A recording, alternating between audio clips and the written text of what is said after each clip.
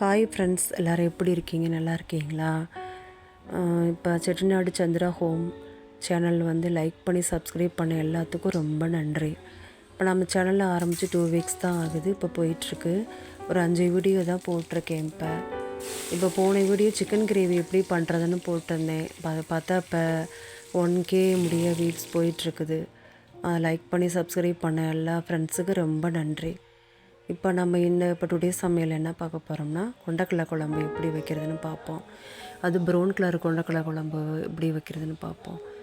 அந்த brown colour வச்சோம்னா அது நம்ம உடம்புக்கு ரொம்ப ஹெல்த்தியான ஒரு கொண்டக்கடலை. அது ஹீமோகுளோபின் ரொம்ப இன்க்ரீஸ் ஆகும். நல்ல புரதச்சத்துக்கள் எல்லாம் நல்லா கிடைக்கும் அதில். ஆனால் அன்றைக்கி அதை எப்படி பண்ணலான்னு பார்ப்போம். ஃபஸ்ட்டு என்ன பண்ண போகிறோம்னா, கொண்டக்கடலை குக்கரில் எடுத்துகிட்டு ஒரு 6 விசில் வர மாதிரி வச்சு வேக வச்சு எடுத்து வச்சுக்குவோம். பிறகு நல்லா பாத்திரம் காய்ஞ்ச பிறகும் எண்ணெய் ஊற்றி அதில் சீரகம் கொஞ்சம், அப்புறம் வெந்தயம் கொஞ்சம் போட்டு நல்லா பொரிய விட்டுறணும். பிறகு என்ன பண்ணோம்னா, வெங்காயம் 2 பெரிய வெங்காயம் கட் பண்ணி போட்டுட்டு நல்லா அதிலே வதக்கி விட்டுறணும். அப்புறம் தக்காளி ஒரு 5 தக்காளி போடுவோம். தக்காளி போட்டு நல்லா வதக்கி விட்டுறணும். அதில் நம்ம குழம்புல இப்போ ஏதோ ஒரு 2-3 காய் சேர்த்துட்டோம்னா குழம்பு நல்லா டேஸ்ட்டு கொடுக்கும் நல்லா. நான் இன்றைக்கி எடுத்திருக்கேன்னா உருளைக்கிழங்கு ஒரு 2 உருளைக்கிழங்கும் ஒரு 4 கத்திரிக்காயும் எடுத்திருக்கேன். அதை நல்லா போட்டு கிளறி விட்டு நல்லா வதக்கிடணும்.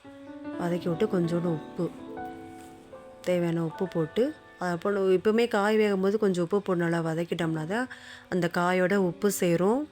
அப்போ கொஞ்சம் சீக்கிரமாக கொஞ்சம் வதங்க ஆரம்பிக்கும். அதனால் நான் அதில் உப்பு போட்டு கல் உப்பு போட்டு நல்லா வதக்கி விட்டாச்சு. வதக்கி விட்ட பிறகு ஒரு 10 மினிட்ஸ் போட்டு மூடி வச்சுருவோம். ஆமாம், மூடி வைக்கிறதுக்கு முன்னாடி என்னென்னா ஒரு 4-5 பல் பூண்டு என்ன பண்ணுறோம், நச்சு போட்டோம்னா நல்ல ஸ்மெல்லாக இருக்கும். அதுவும் நச்சு போட்டு மூடி வச்சுருவோம்.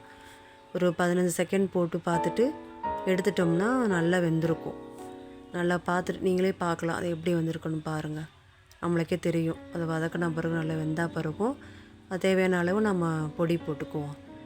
வீட்டு பொடி தான் எப்போவுமே நான் அரைச்சி வச்சுருப்பேன். மல்லித்தூள் தனியாக, மிளகாத்தூள் தனியாக அரைச்சி வச்சுருப்பேன். அதனால் அது மிளகாத்தூள் ஒரு 4 ஸ்பூன் போட்டுட்டு, மிளகாத்தூள் ஒரு 2.5 ஸ்பூனும், மல்லித்தூள் ஒரு 4 ஸ்பூன் போட்டு நல்லா கிளறி விட்டுறணும். அந்த எண்ணெயிலே போட்டு வதக்கினா தான் பச்சை வடை வராமல் இருக்கும்.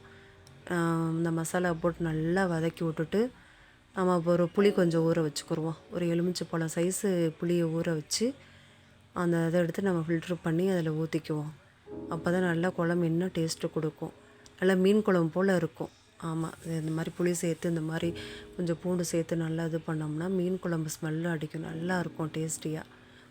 அப்போ ஊற்றி நம்ம புளியை ஊற்றி நல்லா தேவையான அளவு தண்ணி கொஞ்சம் ஊற்றி அதோடு நம்ம வேக வச்சுருக்கோம்ல கொண்டக்கடலை, அதை எடுத்து அப்படியே அதோட தண்ணியோடு ஊற்றிடணும். ஏன்னா தண்ணியை வேஸ்ட்டு பண்ணிடாதீங்க. கொண்டக்கடலை வேக வச்ச தண்ணியை கீழே ஊற்றிடாமல் அதோட ஊற்றினாதே சத்து ஃபுல்லாக அதில் இருக்கும். அப்போ தான் டேஸ்ட்டாகவும் இருக்கும் குழம்பு. அதோட குக்கரோடு எடுத்து ஊற்றிட்டுக்கிட்டு நம்ம கிளறி விட்டுருவோம். நல்லா கிளறி விட்டுட்டே இருக்கணும். கிளறி விட்டு நல்லா மூடி போட்டுருவோம்.